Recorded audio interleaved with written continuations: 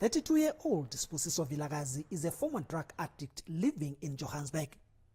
For the past 2 years, he has lived a clean life. He says he decided to quit doing drugs and pursue photography after seeing his life was falling apart.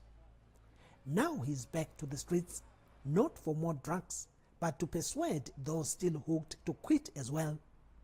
He counsels them, buys them illegal food, and urges them to go to rehabilitation centers. When they are sick, he urges them to go to the clinic. They know about the dangers. They know what the drugs are doing to them, but then some of them, they're like, there's no need for me to stop because I'll go back to reality, go back to my problems and stuff. So they think that by taking drugs, it's eliminating their problems. His biggest worry is the latest method of taking these drugs, popularly known as Bluetooth.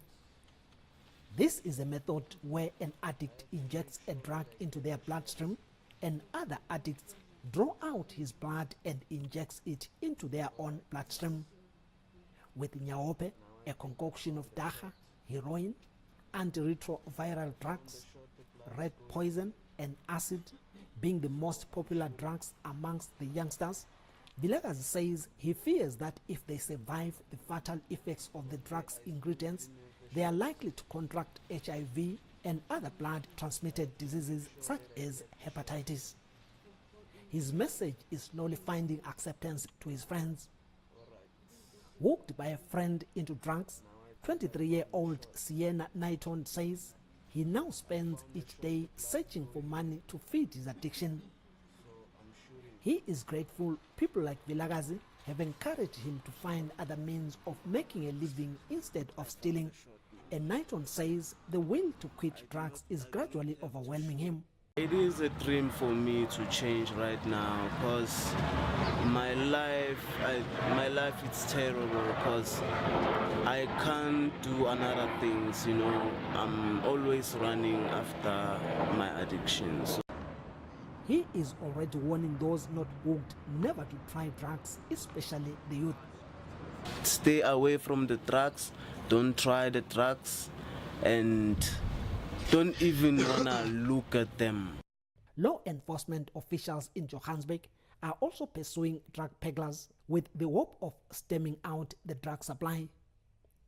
Wayne Minnaar, spokesperson of the Johannesburg Metro Police Department, has ordered his corps to sweep the streets clean from drugs.